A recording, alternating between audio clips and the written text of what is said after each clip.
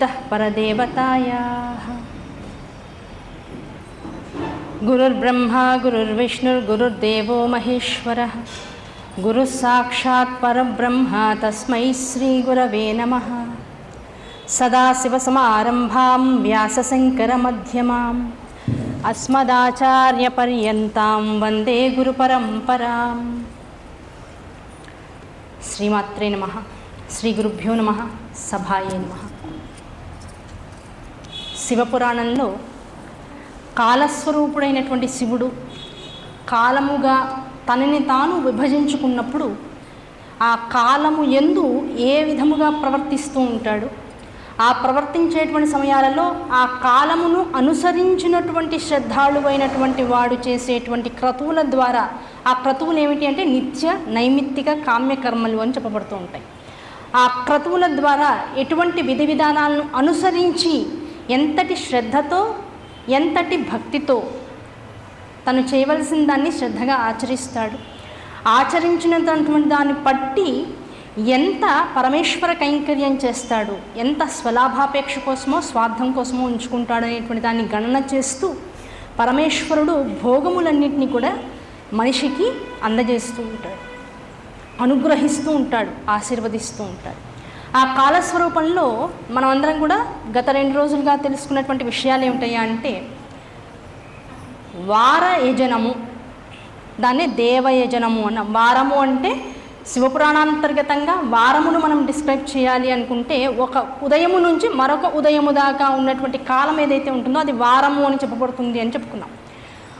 అటువంటి వార యజనం అంటే ప్రతిరోజు చేయవలసినటువంటి యజ్ఞము, లేదు దాన్నే దేవయజనము అంటారని తెలుసుకున్నాం. అంటే ఏ రోజు ఏం చేయాలి, ఎటువంటి దేవతా స్వరూపాన్ని ఆరాధించాలి, ఆరాధించే సమయంలో ఎటువంటి నివేదన సమర్పించాలి, ఆ సమర్పించిన తర్వాత ఎటువంటి దానం చేసుకోవాలి, ఆ దానం తర్వాత ఎటువంటి శ్రద్ధతో ఆ ప్రసాదాన్ని మనం స్వీకరించాలి, దీన్నంతా పరమేశ్వర అనుగ్రహంగా ఇలా మనం తెలుసుకోవాలి. ఈ విధానంలో మొత్తం మనం చెప్పుకున్నటువంటి ప్రవచనం అంతా కూడా జరిగింది. దాంతోపాటుగా అసలు ప్రసాద నివేదన దేనికి అంటే, ప్రపంచమంతా ప్రసాదమే, ఉన్న విశ్వమంతా భగవత్ ప్రసాదమే. ఆ ప్రసాదమని తెలుసుకోవడం కోసం ముందు ప్రసాదంగా నువ్వు చేసిన పదార్థాన్ని, నువ్వు గ్రహించిన పదార్థాన్ని, నువ్వు సంపాదించుకున్నానని ఏ అహంకారంతో అయితే ప్రసాదం ప్రసాదం పదార్థం పదార్థం అనుకుంటున్నావో ఇన్నాళ్ళు, ఆ పదార్థాన్ని నీకు తెలియనటువంటి ఒక శక్తికి నైవేద్యం పెట్టి ఆ నివేదించిన పదార్థాన్ని 10 మందితో పంచుకుని నువ్వు స్వీకరించడం మొదలెడితే అలవాటు చేసుకోగా కొన్నాళ్ళకి ఏమవుతుంది, ఆ ప్రసాద భావంతో ప్రపంచం మొత్తాన్ని ప్రసాదంగా దర్శించగలిగేటువంటి అనుభూతి నీకు కలుగుతుంది. ఆ అనుభూతిని స్థిరం చేసుకోవడం కోసం ఒక క్రతువుగా 16 ఉపచారాల్లో ప్రసాదం అనేటువంటి నివేదనని సమర్పించడం అనేటువంటి దాన్ని ప్రత్యేకంగా ఋషులు మనకు అనుగ్రహిస్తూ ఉన్నారు. దాన్ని మనం రమణ మహర్షి మాటల్లో చెప్పుకుంటూ కొన్నాళ్ల పాటు ప్రసాదాన్ని భగవంతుడికి పదార్థ రూపంలో ఉన్నదాన్ని నివేదించడం అలవాటు చేసుకో, నివేదించిన దాన్ని ప్రసాదంగా స్వీకరించడం తెలుసుకుని స్వీకరించే మునుపు 10 మందితో పంచుకుని స్వీకరిస్తూ ఉండు. కొన్నాళ్ళకు ఉన్నదంతా ప్రసాదం అనేటువంటి విషయం అర్థమవుతుంది. దీన్నే ఇంకా మోడిఫై చేసినటువంటి విధానంలో చెబితే, కనపడేటువంటి ప్రపంచమంతా ఏమిటి ఏమిటి ఏమిటి ఇదేమిటి అదేమిటని సూక్ష్మంగా చూడడం చాలామందికి అలవాటుగా ఉంటుంది. అందులో భాగంగా ఏం చేస్తారు, భగవంతుణ్ణి వెతుకుతూ ఉంటారు. అయ్యా భగవంతుణ్ణి ప్రపంచంలో వెతక్కు, కనపడేదంతా భగవత్ స్వరూపమని తెలుసుకో. ఇటువంటి భావాన్ని మనసులో నిబిడీకృతం చేసుకుని కనుక శివపురాణాన్ని అర్థం చేసుకునే ప్రయత్నం చేసుకుంటే, పదార్థ దృష్టితో కాక ప్రసాద దృష్టితో జగత్తుని కనుక గ్రహించగలిగే శక్తి నీకు ఉంటే, అది ఆ శక్తి ఉత్పన్నమయ్యేది, ఆ శక్తి పూనికగా నీ మనసులో నిల్చుండిపోయేది కేవలం పూజ అనేటువంటి ఒక క్రతువుతో మాత్రమే. కనుక ఈ ధ్యానము, ఆవాహనము, ఉపచారాలతో పూజించి భగవంతుణ్ణి, ఆ శక్తిని మన ఎదురుకుండా ఉన్నటువంటి విగ్రహంలో ముందు ప్రాణప్రతిష్ఠ చేస్తాం. ఆ ప్రాణప్రతిష్ఠ చేసిన తర్వాత ఆ శక్తికి మొత్తం అన్ని రకాల ఉపచారాలు చేసాం. ఉపచారాలు చేసిన తర్వాత అందరిలోకి ఏ శక్తి అయితే ప్రవేశించిందో ఆ ప్రవేశించిన శక్తిని, రసోపేతమైనటువంటి శక్తిని మళ్ళీ నీలోకి అంతఃకరణలోకి స్వీకరిస్తున్నాం. మొత్తం పూజ అంతా అయిపోయాక ఏం చేస్తున్నాం, యథాస్థానం ప్రవేశయామి. ఆ యథాస్థానం ఏమిటి, దేవుడికి నీలో ఉన్నటువంటి ఆత్మస్వరూపుడే. కనుక ఇప్పుడు ఆ శక్తి అంతా ఎందులోకి వెళ్ళాలి, నీలోకి వెళ్ళాలి. యథాస్థానం ప్రవేశయామి అంటే ఆ శక్తిని అంతా నీలోకి స్వీకరించు. కనుక అంతఃకరణ శుద్ధి ఇలా చేయగా కొన్నాళ్ల పాటు అంతఃకరణ శుద్ధి ఏర్పడుతుంది. అంతఃకరణ శుద్ధి అంటే నీలో ఉన్నటువంటి ఇంద్రియాలు, కర్మేంద్రియాలు, జ్ఞానేంద్రియాలు, సప్తధాతువులు ఇవన్నీ కలిస్తే నీ దేహం. దీంతోపాటు బుద్ధి, మనస్సు, అహంకార చిత్తాలతో మొత్తం నువ్వు ఏర్పాటు చేసుకున్నటువంటి జ్ఞానం. దీన్నంతా స్వీకరించే క్రమంలో శుద్ధత్వము ఎక్కడైనా లోపించి శుద్ధత్వం ప్లేస్లో స్వార్థం కనుక వచ్చినట్లయితే నాది, నేను, నాకు అనేటువంటి 3 విషయాలతో మొత్తం ప్రపంచాన్ని నీ చుట్టూతా తిప్పుకునేటువంటి ప్రయత్నం చేస్తావు. ప్రతిదాన్ని దాచుకుంటూ ఉంటావు. ఆ దాచుకోవడం వల్ల కలిగేటువంటిది ఏమిటి? తప్పు తర్వాత తప్పు, తప్పు తర్వాత తప్పు, తప్పు తర్వాత తప్పు జరుగుతూ ఉంటుంది. ఆ శుద్ధత్వం ఎప్పుడైతే లోపించి స్వార్థం అనేటువంటిది నీలోకి ప్రవేశించిందో పాపమును ముట్టుకట్టుకునేటువంటి అవకాశం ఉంటుంది. అదే పాపాన్ని, కొంత స్వార్థం మనిషికి లేకుండా మనిషి ఉన్నాడు. గృహస్థాశ్రమ ధర్మంలో స్వార్థం అనేటువంటిది సర్వసాధారణం. అటువంటి స్వార్థజనితమైనటువంటి ఆశ్రమ ధర్మాన్ని చేస్తూ ఆ స్వార్థం కూడా వచ్చింది నీ వల్లే స్వామి. నా పిల్లలు, నా భర్త, నా ఇల్లు, నా వచ్చేవాళ్ళు, మా పుట్టింటి వారు, మా అత్తారింటారు, ఈ నా, నేను అనుకునేటువంటి ఈ పదార్థం కూడా నీ అనుగ్రహమే కదా అనేటువంటి భావనతో నువ్వు చేసేటువంటి ఉపచారాల ద్వారా ఆ నా అనుకునేది నువ్విస్తేనే నాదైందనేటువంటి భావన నెమ్మదిగా జనించి అది పరిపుష్టమవడానికి నీ యందు నియమబద్ధంగా పూనికగా ఉండిపోవడానికి ఈ పూజ అనేటువంటిది ఉపకరిస్తూ ఉంటుంది. కనుక పూజ వల్ల ఏమిటి ఉపయోగం? స్వార్థరహితమైనటువంటి అంతఃకరణ శుద్ధి ఏర్పడుతుంది. స్వార్థం కొన్నాళ్ళు స్వార్థపూరితమైనటువంటి పూజ, ఆ స్వార్థము కొన్నాళ్ళకి ఏమవుతుంది? శుద్ధత్వంగా మారుతుంది. చేయగా చేయగా చేయగా చేయగా చిన్నపిల్లలతో ఇది దిద్దిస్తాం. మొదటి రోజు గురువు గారు కూర్చోబెట్టుకుని దిద్దిస్తారు, తర్వాత తండ్రి కూర్చోబెట్టుకుంటుంది, తర్వాత తల్లి కూర్చోబెట్టుకుంటుంది. అలా దిద్దించగా దిద్దించగా దిద్దించగా క్రమంగా దాని పట్ల శ్రద్ధ వచ్చి ఆచరణాత్మకంగా చేయగా చేయగా వాడు 6వ క్లాసులోకో 7వ క్లాసులోకో, అంటే ఒక 2-3 సంవత్సరాల పిల్లవాడికి అక్షరాభ్యాసం చేస్తే వాడికి 13, 12, 11 ఏళ్ళు వచ్చిన తర్వాత కూడా ఇంకా అక్షరాన్ని నిలబెట్టి రాయడం చేతరాదు. వాడు కరెక్ట్గా చక్కగా రాస్తున్నాడు అనుకునేటప్పటికల్లా వాడు 9, 10 క్లాసుల్లోకి వస్తాడు, గుండ్రంగా రాస్తాడప్పటికి. అంటే ఒక జీవితంలో మనిషి తను నేర్చుకున్నటువంటి అక్షరాన్ని జాగ్రత్తగా దిద్దడానికే ఒక 10-15 సంవత్సరాలు పడుతున్నప్పుడు, దాన్ని సవ్యంగా ప్రజెంట్ చేయడానికి ఇంతకాలం పడుతున్నప్పుడు, స్వార్థము పుట్టుకతో పాటు లోపల ఉన్నటువంటి వాళ్ళం ఆ స్వార్థరహితమైనటువంటి శుద్ధత్వాన్ని మనలోకి తెచ్చుకోవడం కోసం ఎన్నాళ్ళండి పూజలు చేయాలి? జీవుడు నీలో ఉన్నంత కాలం ఇది నేను, ఈ దేహము నాది, ప్రపంచము నాది, ఇదంతా నాకే కావాలి, అందరూ నాకే చప్పట్లు కొట్టాలనేటువంటి అహంకారం నీలో ఉన్నంత కాలం పూజ చేస్తూ పో. పూజ వల్ల శుద్ధత్వం అనేటువంటిది ఈ శరీరం పడిపోయే లోపల భగవద్ అనుగ్రహంగా నీకు సంకల్పపూరితంగా ఇవ్వబడుతుంది. కనుక పూజ దేనికోసము అంటే ఇహపరమైనటువంటి సుఖ భోగములను అనుభవించడంతో పాటుగా నువ్వు అనుభవించడానికి అర్హత లేనటువంటి ఎటువంటి భోగములైతే నీకు అవకాశము లేదో నీ జీవిత మొత్తం పర్యంతంలో అటువంటి వాటిని అనుభవించేటువంటి యోగ్యతను నీకు కల్పించేటువంటి వాటిగా, అలాగే ఎటువంటి శుద్ధత్వాన్ని అయితే కోల్పోయావో ఆ శుద్ధత్వాన్ని మళ్ళీ స్వార్థరహితమైనటువంటి స్థానంలో నీలోకి చొప్పించడం కోసమే పూజ అనేటువంటి వ్యవహారం. కనుక దాంతోపాటు ఇంకోటి సైడ్, అంటే ఇది ప్రధాన లక్ష్యం. పూజకి ప్రధాన లక్ష్యాలు ఇవి. అంతఃకరణ శుద్ధి ఏర్పాటు చేసుకోవడం అనేది ప్రధాన లక్ష్యం. దాంతోపాటుగా కొన్ని ప్రయోజనాలు ఆటోమేటిక్గా కలుగుతూ ఉంటాయి. ఆ ప్రయోజనాలు ఏమిటి? జాగ్రత్తగా పట్టుకుంటే జగత్తులో ఏ సంపాదన అయితే నువ్వు సంపాదిస్తున్నావో అందులో తెలుసో తెలియకో జరిగేటువంటి పొరపాట్ల వల్ల ఏ అధర్మం అయితే చోటు చేసుకుంటుందో ఆ అధర్మం అనేటువంటిది చోటు చేసుకున్న తర్వాత నువ్వు చేసినటువంటి సంపాదన నిజం చెప్పాలంటే శుద్ధత్వాన్ని పొందాలి, ఆ పదార్థ శుద్ధి జరగాలి, ఆ సంపాదన ధర్మ సంపాదనగా మారాలి. ఆర్జితమైనటువంటిదంతా కూడా నీ వంశాన్ని, నీ వారిని రక్షించాలి అంటే అందులో ఒక భాగాన్ని తప్పనిసరిగా భగవత్ కైంకర్యం చేయి. దానివల్ల ఆ పదార్థము శుద్ధత్వాన్ని పొందుతుంది. ఇది పూజలో ఉన్నటువంటి మరొక రకమైనటువంటి విభాగం. వీటన్నిటిని జాగ్రత్తగా మనం పట్టుకుంటే పూర్ణ భోగము ఏ కర్మ వలన సిద్ధిస్తుందో అదే పూజ. అంతే, ఇంకా అంతకుమించి ఇంకా పూజకి నిర్వచనం అనేటువంటిది ఇంకో దాన్ని చెప్పాల. పూజ అంటే పూర్ణ భోగత్వాన్ని సిద్ధింపచేసేటువంటి క్రతువు అని చెప్తున్నాడు. మరి ఈ పూజ గురించి ఇంత వ్యవహారం ఎందుకు చెప్పారు? మొదట చెప్పుకున్నట్టుగా దేవుడు కాలస్వరూపుడు, భగవానుడు కాలస్వరూపుడు అని చెప్పాం. ఆ కాలాన్ని విభజించే సమయంలో ఎటువంటి కాలాన్ని నువ్వు ఎలా వినియోగించుకోవాలి, అసలు కాలాన్ని ఎలా పట్టుకోవాలి? ఏమంటే కాలాన్ని పట్టుకోవడం కుదురుతుందా? ఇన్నాళ్ళు ఆదివారం నుంచి శనివారం దాకా ఏదో పూజలు చేస్తున్నాం. ఇవాళ ఆంజనేయ స్వామి, ఇవాళ వెంకటేశ్వర స్వామి, లేకపోతే ఇవాళ ఇంకో ఆయన ఈ స్వరూపాలతో మనకి నచ్చిన విధంగా మన ఇష్టదేవతలతోనూ కులదేవతలతోనూ దాంతోపాటు పెద్దలు చెప్పినటువంటి నిర్ధారించినటువంటి దేవతలతోనూ పూజలు చేసేస్తూ వచ్చాం. ఇప్పుడు ఇప్పుడు తెలుసుకున్న తర్వాత ఏ రోజు చేస్తే ఏం జరుగుతుందని విశదీకరణ శివ పురాణాంతర్గతంగా మనం తెలుసుకున్న తర్వాత వేద పురాణాంతర్గతంగా ఇచ్చినటువంటి శివపురాణం ద్వారా తెలుసుకున్నటువంటి విషయాన్ని జాగ్రత్తగా పరిశీలిస్తే ఇప్పుడు ఏం తెలుస్తుంది? ఇప్పుడు మన కష్టం రాగానే ఆ కష్టాన్ని అనుసరించి నా పిల్లల కోసం చేయాలి పూజ. ఇప్పుడు ఏ రోజు చేయాలి? ఎవరికి వాళ్ళు జాగ్రత్తగా మీ డైరీస్ చూసుకుంటే బుధవారం నాడు చేయాలి, విష్ణు పూజ చేయాలి, దద్దోజనం నైవేద్యం పెట్టాలి. దాంతో వంశంకి రక్షణ కలుగుతుంది, దాంతోపాటు ఆనందం కలుగుతుంది. ఇవన్నీ మనకు ఆటోమేటిక్గా తెలుస్తాయి. శని బాధలు పీడిస్తున్నాయి, శనివారం నాడు తిలాన్నం నైవేద్యం పెట్టండి. రోగం బాధిస్తుంది, యముడి యొక్క 8 నామాలు చదువుకుంటూ ఉండండి. దాంతోపాటుగా 10 మందికి వాళ్ళకు అవసరమైన వస్తువుల్ని దానం చేస్తూ ఉండండి. ఇలాంటివన్నీ మనకి ఏర్పాటు చేసినటువంటి విధానం ద్వారా తెలుసుకోవడం వల్ల ఏం జరుగుతుంది అంటే నీ యొక్క కాలము ఎలా వినియోగించుకోగలిగితే నువ్వు సంపాదించిన ద్రవ్యాన్ని ఎలా వినియోగించుకోగలిగితే అలా అది నిన్ను బాగు చేస్తుంది. ఆ బాగు చేయడం వల్ల, బాగుపడడం వల్ల నువ్వు గ్రహించేది ఏమిటి? నువ్వు ఏం సాధిస్తున్నావు ఈ జగత్తులో అంటే కాలాన్ని సద్వినియోగపరుచుకున్నవాడు ఏం చేస్తాడు అంటే తపస్విగా మారతాడు. కాలాన్ని సద్వినియోగం చేసుకోవాలి. ఆ సద్వినియోగం చేసుకోవడంలో ఎవడైతే నిష్ణాతుడు అవుతాడో వాడే తపస్వి, వాడే ఋషి, వాడే ముని అని పిలువబడుతూ ఉంటాడు. ఆ కాలాన్ని సద్వినియోగపరచుకోవడమే ఇప్పుడు మనం చేసుకుంటున్నటువంటి అతి ముఖ్యమైనటువంటి శివపురాణంలో ఘట్టం. దాంతోపాటు ఇప్పుడు ఏం చెప్పారు? ఇప్పుడు శివలింగ ప్రతిష్టాపనలు రకరకాలు మాట్లాడుకున్నాం, ఆ శివలింగంలో ఉండేటువంటి క్షేత్ర మహిమలు చెప్పుకున్నాం, కాలమహిమ చెప్పుకున్నాం.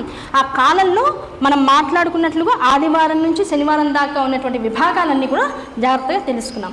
ఇవన్నీ తెలుసుకున్న తర్వాత భగవంతుడికి అభిషేకాదులు నిర్వహించేటప్పుడు షోడశోపచార పూజ అని చేస్తూ ఉంటాం.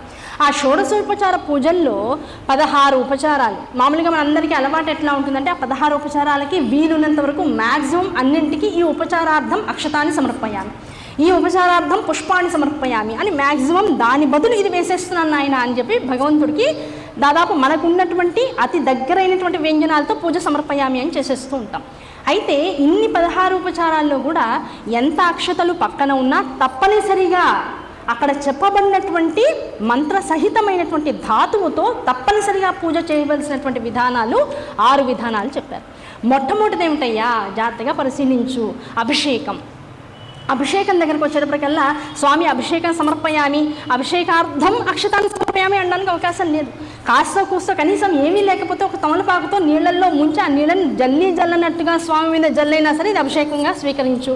అభిషేకానంతరం శుద్ధ ఆచమనీయం సమర్పయామి, ఆచమనీయాంతరం శుద్ధోదకం సమర్పయామి, శుద్ధోదకానంతరం వస్త్రం సమర్పయామి, వస్త్రార్థం మళ్ళీ అక్షతాన్ని సమర్పయామి. ఇట్లా రకరకాలుగా ఆ అక్షతల్ని అడ్డు పెట్టుకుని లేదు తమలపాకుని నీళ్ళని అడ్డు పెట్టుకుని ఏదో రకంగా ఆ క్రతువుని పూర్తి చేసేస్తున్నాం. అలా పూర్తి చేయకుండా శ్రద్ధతో కూడినటువంటి భక్తితో అభిషేకం అనంగానే కనీసం ఒక 5-6 ద్రవ్యాలని దగ్గర పెట్టుకో. ఎప్పుడు ఏమండి రోజు కుదురుతుందా అండి? ఇంక ఇలా చేస్తే ఇంట్లో మగాళ్ళు తిండి పెట్టవా, ఇంక ఇదే పనా నీకు అని రోజు తిట్టిపోస్తారు, అవునా కదా? లేదు మగవాళ్ళే చేస్తున్నారు, అప్పుడు అన్నీ రెడీ చేయడం ఈజీగా ఉంటుంది. ఇప్పుడు వాళ్ళకి అంత సమయం లేదు కనుక ఆడవాళ్ళది వంటింట్లో రాజ్యం, దేవుడి దగ్గర కూడా రాజ్యం అయిపోయింది కనుక ఇప్పుడు మనం ఎలా చేసుకోవాలి అనుకుంటే వారానికి ఒక రోజు, ఇప్పుడు వారము ప్రకారంగా ఆదివారం నుంచి శనివారం దాకా ఏ దేవుడికి ఎలా చేసుకోవాలి, ఎటువంటి నైవేద్యాలు పెట్టాలని తెలుసుకున్నప్పుడు మీ ఇష్టానుసారం మీ కోరిక ఉన్నంత మేరకు ఏ రోజు చేసుకుంటే నా కుటుంబం బాగుంటుంది, నేను బాగుంటాను, మాకున్న ఇబ్బందులు పోతాయనేటువంటి విషయాన్ని ఆ 7 రోజులు ఉన్నటువంటి విభాగంలో జాగ్రత్తగా చూసుకుని తెలుసుకుని ఒక వారాన్ని నిశ్చయంగా పెట్టుకో. ఆ ఒక్క వారం ఏం చేస్తావు? మొత్తం పంచామృతాలని రెడీ చేసుకుని పెట్టుకో. ఆ పంచామృతాలని రెడీ చేసుకుని భగవంతుడికి ఆ పంచామృతాలతో అభిషేకం చేస్తున్నాము అంటే అర్థం ఏమిటి? అసలు అభిషేకం ఎందుకు చేయాలి అంటే రసోపేతమైనటువంటి శరీరం. రసోపేతం అంటే లోపల మొత్తం 72,000 నాడుల గుండా మొత్తం మనలో ఉండేటువంటి మేధ మజ్జ దాంతోపాటు అనేక రకాలైనటువంటి రక్తముతో కూడుకున్న విభాగాలన్నీ బోల్డ్ స్పీడ్తో తిరుగుతూ ఉంటాయి మొత్తం శరీరం అంతా.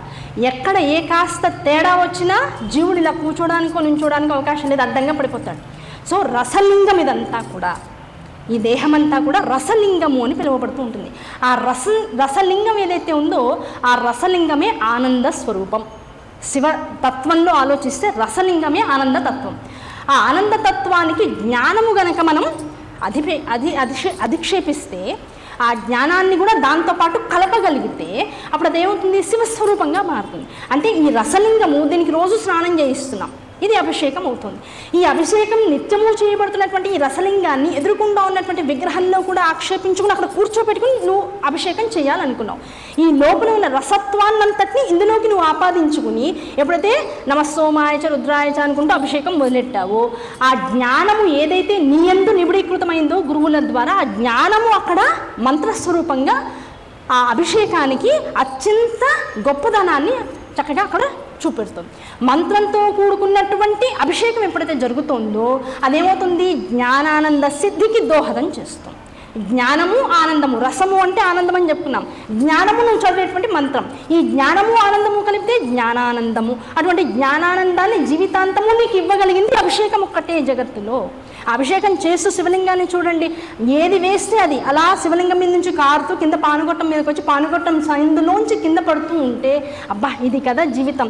అంతరిక్షం నుంచి మొదలవుతుంది, జ్యోతిర్మండలాల నుంచి మొదలవుతుంది, అక్కడి నుంచి రసముగా లింగము మీద పడుతుంది. జ్యోతిస్పాటిక లింగ మౌళి విలసత్ పూర్ణేందు వాంతామృతై. ఆ నమక చమకాలకి ముందు ఉన్నటువంటి రుద్రాధ్యాయానికి ముందు ఉన్నటువంటి ధ్యాన శ్లోకాన్ని జాగ్రత్తగా పట్టుకుంటే ఆపాతానలపస్థలాంత భువన బ్రహ్మాండమా విస్ఫురత్.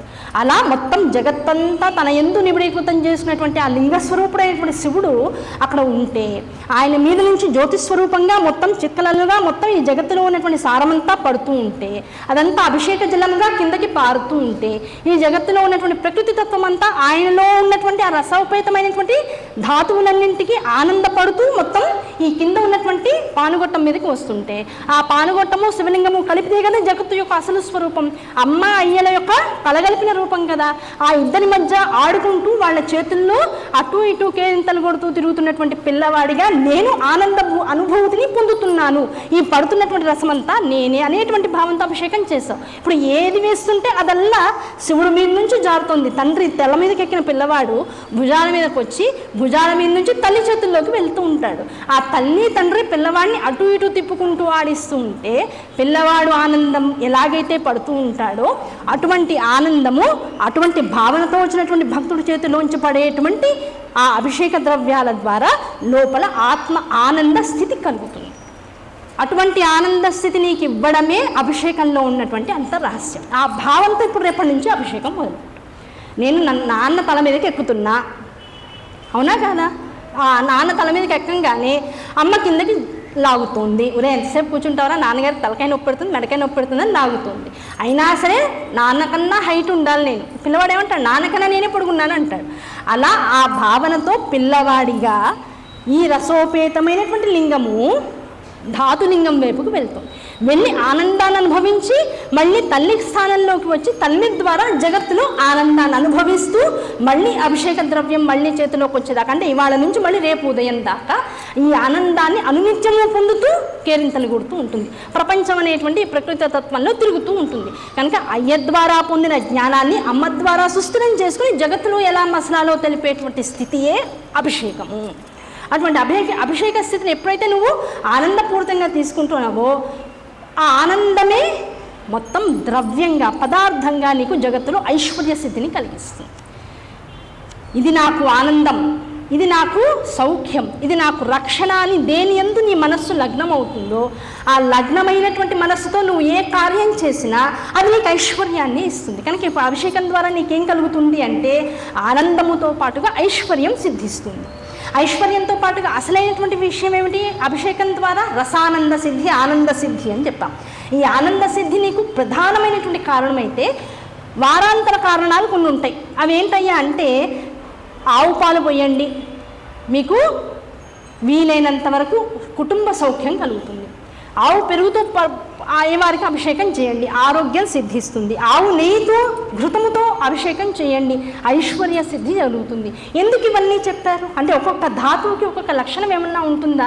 ఇన్ని రకాల పళ్ళరసాలతోనూ ఇన్ని రకాల ఆవు పాలతోనూ ఆవు పెరుగుతోనూ ఆవు ఘృతముతోనూ చేసేటువంటి వాటితో కొబ్బరికాయ నీళ్ళతో చేసేటువంటి వాళ్ళతో ఒక్కొక్క దాంతో ఒక్కొక్క అభిషేక రసాన్ని దాని మీద పోస్తూ ఉంటే నిజంగా లౌకికంగా ఇన్ని రకాల పదార్థాలు మనలోకి వస్తాయా? దీన్ని జాగ్రత్తగా గుర్తుపెట్టుకుంటే ఎందుకు వస్తాయి ఇవన్నీ అంటే ప్రకృతి పురుష సమాగమమే జగత్తు అని చెప్తూ ఉంటాం. అకార ఉకార మకార ఓం అనేటువంటి అక్షరం ఎందులోంచి వచ్చింది అంటే వేదం నుంచి వచ్చింది. వేదం దేనిలోంచి వచ్చింది? పరమశివతత్వంలోంచి వచ్చింది. ఆ పరమశివుల్లోంచి వచ్చినటువంటి ఓంకార శబ్దమే అకార ఉకార మకారాంతర్గతం. ఆ అకార ఉకార మకారాలతో పాటుగా వచ్చినవి ఏమిటంటే ఇంకో రెండు, నాదము బిందువు అని అంటాం. ఆ నాదము బిందువు ఎక్కడున్నాయి? అకార ఉకార మకారాలు ఓం అనేటువంటి అక్షరంలో వినపడుతున్నాయి. కానీ నాదము బిందువు ఎక్కడ ఉన్నాయి అంటే అసలు బిందువే మొత్తం జగత్తుకి ప్రధానమైనటువంటి స్థానము. ఆ స్థానము సంకల్పింపబడాలి అంటే అయ్యవారు నాదముగా వచ్చారట. నాదము బిందువు ఎలా ఉంటుంది అంటే ఓం అనాలంటే లోపల సంకల్పం రావాలి. ఆ సంకల్పం రావడమే నాదం అనుకుంటే ఆ నాదము మొదలయ్యేటప్పుడు ఓం అనేటువంటి దానిలో వినపడకుండా మొత్తం ఓంకారానికి ప్రప్రథమంగా ఏ స్వరమైతే లోపల నుంచి వస్తుందో అదే బిందువు. ఓం అనేటువంటి మొత్తానికి అది ఆది. ఆ ఆది రావడానికి మొట్టమొదటి సంకల్పం నాదం. ఈ నాదము బిందువు కనపడడానికి అవకాశం లేదు. కనపడగలిగినవి ఏమైనా జగత్తులో ఉన్నాయి అంటే అవి అకార ఉకార మకారములు మాత్రమే. కనుక అకార ఉకార మకారములతో కూడుకున్నట్టు ఓంకార నాదానికి బిందువు నాదము అనేటువంటివి కనబడనటువంటి స్త్రీ పురుష అంటే మాతృ తండ్రి స్థానాలు. అందుకనే మనం చెప్తుంటాం, శ్లోకం చదివే మాతాచ పార్వతీదేవి పితాదేవో మహేశ్వర అంటాం. బాంధవాహ అకార ఉకార మకారాలు బాంధవులు లాంటివి, బంధువులు లాంటివి, అవి ఎప్పటికీ ఉంటాయి. కానీ ఈ రెండు ఎలాంటివి? కనపడకుండా పిల్లవాడు పైకి రావడానికి, జగత్తంతా విస్తరించడానికి ఈ బిందువు నాదమునే ప్రధానమైనటువంటి సూత్రధారులు. కనుక ఆ రెండింటినీ నువ్వు తెలుసుకోగలిగితే మొత్తం జగత్తంతా నీకు అర్థమవుతుంది. ఆ భావనతో ఎవరైతే ఈ అభిషేకంలో ఉన్నటువంటి ఆ రసోపేతమైనటువంటి స్వరూపానికి దగ్గరవ్వాలనేటువంటి కాంక్షతో ఈ అభిషేకాన్ని మొదలెడతాడో అటువంటి వాడికి ఈ లోపల ఉన్నటువంటి నాద బిందు స్వరూపములైనటువంటి తల్లిదండ్రుల యొక్క సంపూర్ణ అనుగ్రహం కలుగుతుంది. దానికోసం అభిషేకం చేయి. అభిషేకం చేసేటప్పుడు ఏ అకార ఉకార మకారములతో ఉన్నటువంటి ఓంకారము నాద బిందువులుగా నీలో జనించిందో ఆ బిందువుల వల్ల ఓం అంటున్నప్పుడల్లా దీన్ని ఏమంటాం, గూస్ బంప్స్ వస్తూ ఉంటాయండి అంటుంటే శరీరం మొత్తము బాగా ఆనందాన్ని పొందినప్పుడు ఒక్కసారిగా గగురుపాటు పడుతూ ఉంటుంది. ఆ గగురుపాటు వచ్చినప్పుడు లోపల ఏం జరుగుతుంటే ఆ ఓంకారాన్ని తదేకంగా వింటూ ఉంటే నీలో ఏం జరుగుతుందని శరీరం గగురుపాటు పడుతుంది అంటే ఆ రుద్రములో ఉన్నటువంటి, ఆ రుద్రనాదములో ఉన్నటువంటి అంటే వేదప్రోక్తమైనటువంటి ఓంకారములో ఉన్నటువంటి ఆ శక్తి ఏదైతే ఉందో అది నీలో అంతర్గతంగా నీ శరీరంలో కూడా ఎక్కడో ఈ ధాతు స్వరూపాలలో నిబిడీకృతమై ఉంది. ఆ తెలిసిన దాన్ని ఇప్పుడు మనం అమెరికా వెళ్ళాం, లేకపోతే ఇంగ్లాండ్ వెళ్ళాం, అక్కడ అనుకోకుండా మనకు తెలిసిన వాళ్ళు కనబడ్డారు. అప్పటిదాకా ఏదో తెలియని కొత్త ప్రదేశాలు తిరుగుతూ ఉంటే కలిగే ఆనందం కలగచ్చు కాక ఎక్కడో తెలియనటువంటి ఒక ఖండంలో మనకి తెలిసిన వాళ్ళు చాలా ఏళ్ళ తర్వాత కనపడంగానే ఎలా ఉంటుంది, ఒక్కసారి ఎక్కడ లేని ఉత్సాహం లోపల నుంచి వస్తుంది. అలా ఇన్నాళ్ల పాటు ఆత్మస్వరూపుడే నీలో ఉండిపోయి నేను ఆత్మని, నేనంతా పరమశివతత్వాన్ని అని తెలుసుకుంటూ మర్చిపోయినటువంటి జీవుడికి ఓంకారనాదం ద్వారా శివస్వరూపం యొక్క ఆత్మస్వరూపం